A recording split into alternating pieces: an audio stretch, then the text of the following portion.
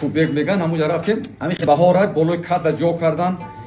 خیلی بلبلا خوانده‌استند خیلی مردم اومده آش خورده و رفته‌استند ما بازم کشیدیم یک ده مرده اومد ده مرده چوپان سالا همین قدر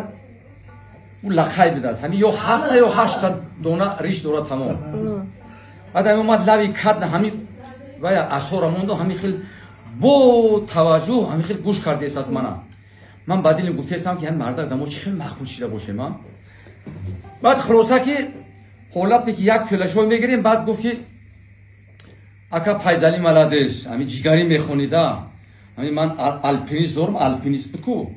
الپینیزم میخونی جیگری همین قدر من کیف میکنم همین امورا بخون بعد همین حالتی که صاحب تو یک کوشادش اصل آورد او دکای فایزلی اصلی مهمه نو گرفتگی بعد ما گفتیم که خش ما مرحمت که نمود چوپونا خیلی چوپون دا همین نونا شکستن تا زد